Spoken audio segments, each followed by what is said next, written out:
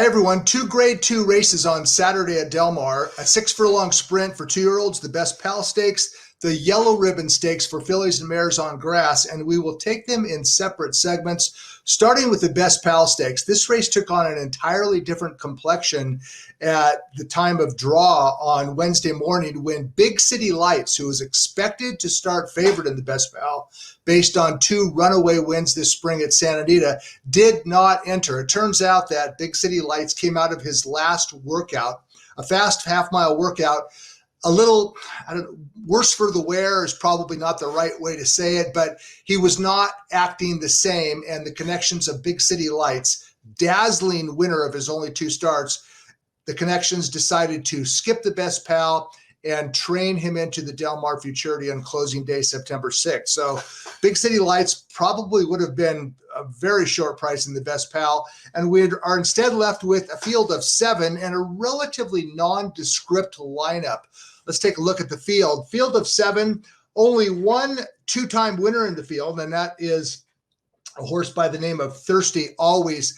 Favoritism, who knows? The top figure in the race is 68 buyer by Thirsty Always, and I suppose you could make a case that he's the most probable winner just on speed figures. I'm leaning in a different direction, but there's a lot of ways to go in this small, undistinguished field, and I dare say that the Del Mar Futurity in early September is going to have an entirely different complexion than the Best Pal. There are 2 graded stakes races for 2-year-old colts in summer at Del Mar. The Best Pal, Saturday, the Del Mar Futurity on September 6th, and a couple of Bob Baffert trained maiden winners, Pinehurst and Murray, potential candidates for the Del Mar Futurity. They earned respective buyer speed figures of 82 and 78.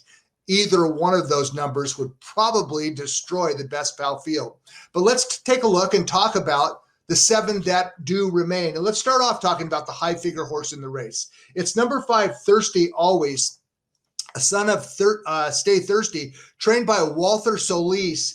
And Thirsty Always, by the way, is also nominated to the Graduation Stakes on Sunday. So the connections have to make a decision. Do you run Saturday for $200,000 in the Best Pal, or go against Cowbreds on Sunday for a lesser purse in the Graduation Stakes?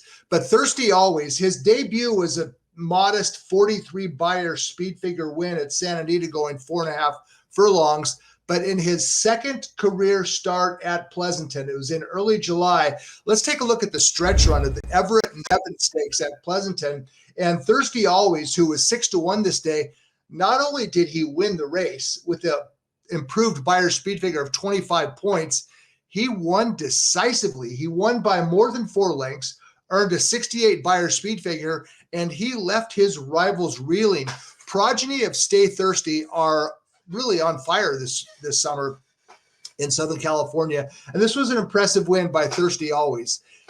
He is, again, nominated to the Graduation Stakes on Sunday, so it remains to be seen if he will, in fact, start on Saturday in the Best Pal. Okay, the pace of the Best Pal is likely to be set by either number 1, Bet On Mookie, or number 3, Papa Cap.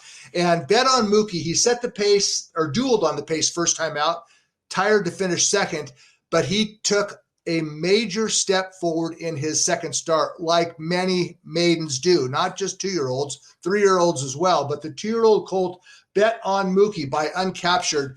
He was quite impressive in his second career start. It was on grass. Let's take a look at the stretch run of the maiden race at Santa Anita. And Bet On Mookie, he flashed speed, he made the lead, and he was long gone, winning by more than 5 lengths for trainer Peter Miller.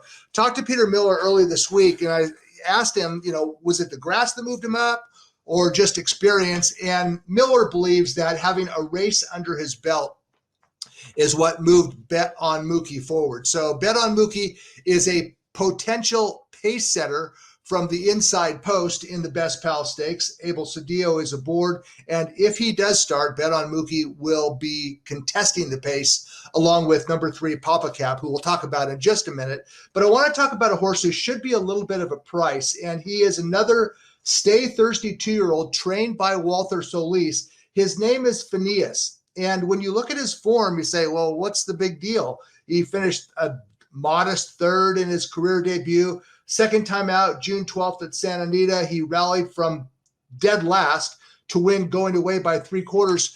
But Solis has been pointing Phineas, a Calbred, to the best pal for weeks. This is not a let's throw him in the race because Big City Lights is not in it.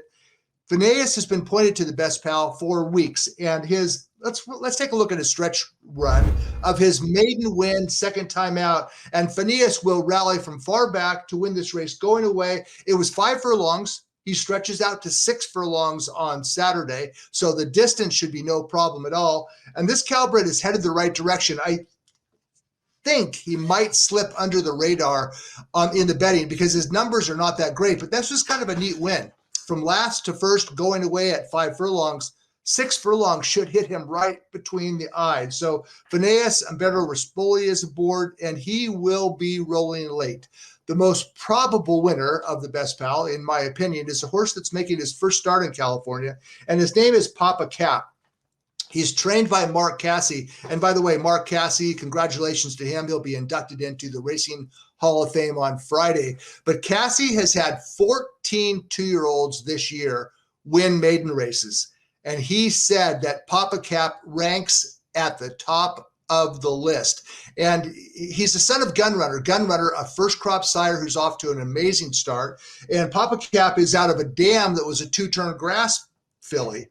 So Papa Cap made his career debut in early May at Gulfstream Park, going 5 furlongs on dirt, and Casse expected him to drop back, sit mid-pack, and make a run. Well, he did the exact opposite. Let's take a look at the stretch run of Papa Cap's gate-to-wire win, going 5 furlongs at Gulfstream Park in early May. He popped the gate, made the lead, showing a lot more speed than Casse said he expected.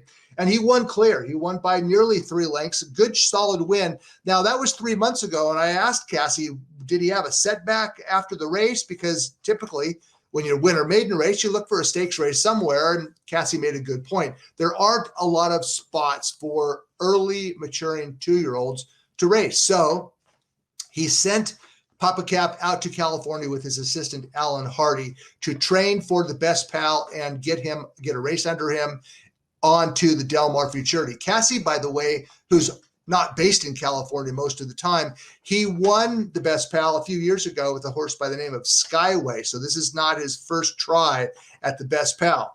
Papa Cap, a son of Gunrunner, who, according to Casse, has done some very impressive things in morning workouts back at Ocala in Florida, and also at Del Mar. He's been training well over the Del Mar main track with assistant Alan Hardy.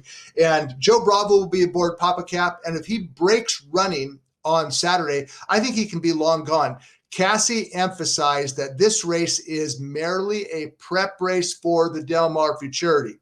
But Casse's been wrong about Papa Cap once already. He didn't expect him to show the speed he showed in his career debut. And maybe Papa Cap is more ready than Casse or assistant Alan Hardy recognize. At any rate, I think he's the most probable winner. I think he has a ton of upside. I expect Papa Cap to pop the gate and race gate to wire. If you're looking for a price, look out for the Calbred Phineas. That's the Best Pal Stakes, race number 9 on Saturday at Del Mar.